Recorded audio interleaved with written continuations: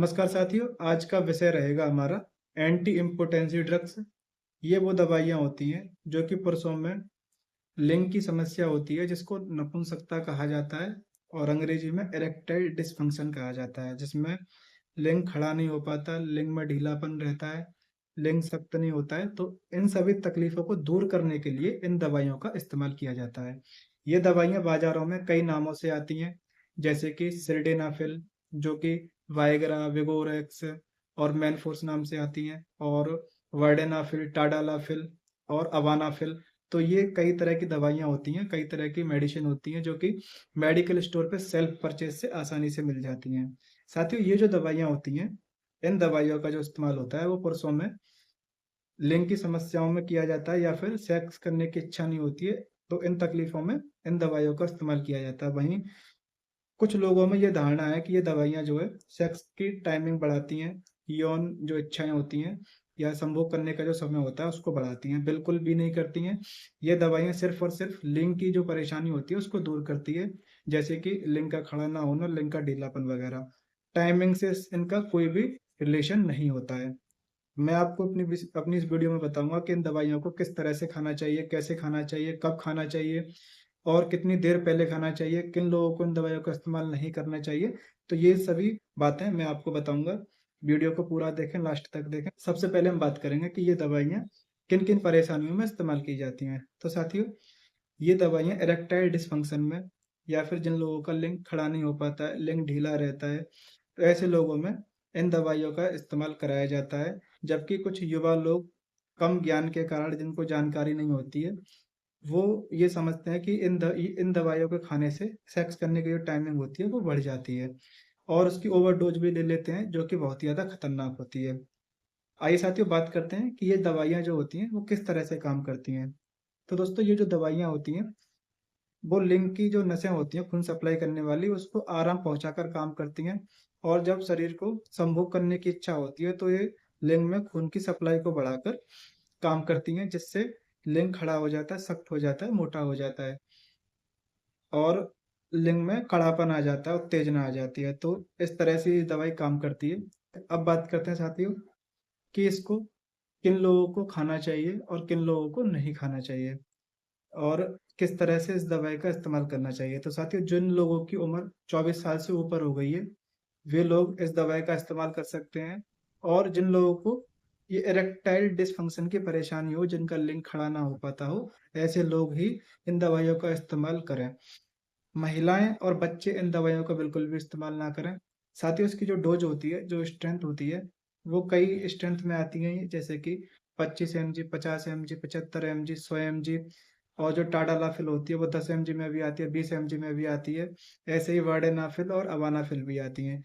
तो दोस्तों, जिन लोगों को ये समस्याएं होती हैं, इसकी डोज 100 mg तक मैक्सिमम होती है। जो लोग 24 साल से बड़े हैं और बिल्कुल हेल्दी हैं, जिनको कोई भी मेडिकल कंडीशन नहीं है, ना ही हार्ट की, किडनी की, लिवर की या किसी भी तरह की कोई बीमारी नहीं है, तो वो लोग 100 mg तक इस्तेमाल कर सकते हैं इस दवाई को। और मैं आपको एक बात बता दूं, सबसे पहले आप कम से कम स्ट्रेंथ में अगर इस दवाई को लें, जैसे कि 25 mg से स्टार्टिंग करें। अगर 25 mg से कोई रिलीफ नहीं हो रहा है तो 50 mg और 75 mg, 100 mg, लास्ट 100 mg तक इस दवाई का इस्तेमाल करें। तो साथियों, इस दवाई का इस तरह से इस्तेमाल करना चाहिए। और इसकी ओवरडोज तो बिल्कुल भी नहीं लेनी चाहिए। जैसे कि अगर आपको कोई मेडिकल कंडीशन है या फिर ना भी हो, और आप इसकी 200 से 250, 300 mg तक खा जाते हो, तो ये आपके लिए बहुत ही ज़्यादा जानलेवा कंडीशन हो जाएगी। इस कंडीशन में कुछ भी समस्याएं हो सकती हैं, हार्ट अटैक वगैरह की, या कोई और भी कंडीशन हो सकती है, कहीं से भी ब्लड आ सकता है। तो ऐसी भूल बिल्कुल भी ना करें, इसकी ओवरडोज कतई ना खाएं। इसको आप 100 mg तक ही खा सकते हो, और वो भी तब जब आप में कोई अदर मेडिकल कंडीशन ना हो, शरीर में कोई परेशानी ना हो। स्वस्थ व्यक्ति ही इसकी 100 mg डोज एक बार में खा सकता है, और दिन में एक बार ही लेनी चाहिए ये गोली। अब बात करते हैं साथियों कि इस गोली को किन किन लोगों को नहीं खाना चाहिए।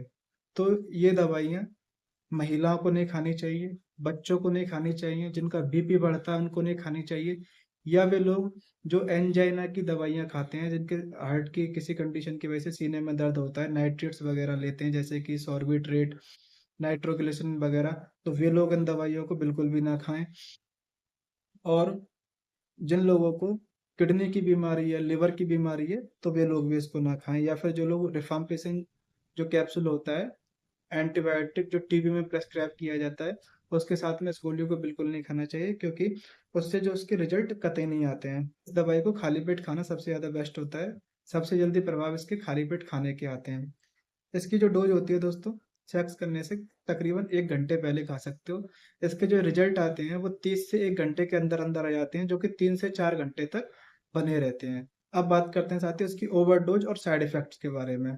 जब इसकी ज़्यादा गोलियां कोई खा जाता है भूलवश, या फिर अपनी जो इच्छाएं होती हैं उसको पूरा करने के लिए, कभी कभी लोग बाग इसकी ज़्यादा डोज खा जाते हैं, 200-250 mg तक भी खा जाते हैं। तो ऐसे लोगों में क्या क्या रिस्क इसके हो सकते हैं, क्या क्या साइड इफेक्ट हो सकते हैं? तो सबसे पहले नंबर पर कंडीशन आती है साथियों हार्ट अटैक की।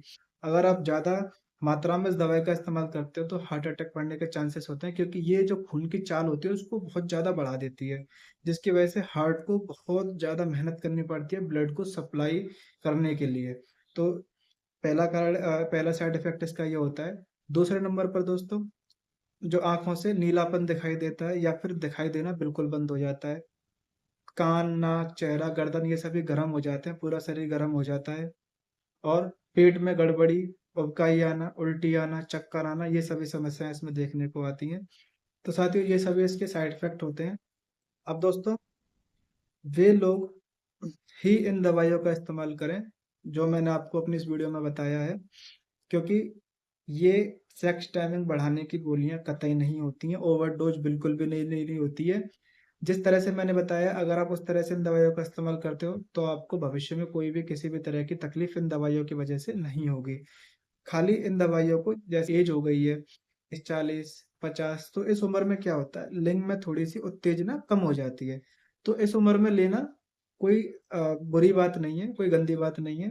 लेना पड़ता है, क्योंकि शारीरिक इच्छाओं की पूर्ति करने के लिए ऐसी दवाइयों का इस्तेमाल करना पड़ता है। तो इस दवाइयों को खाली लिंग की समस्याओं के लिए ही लें।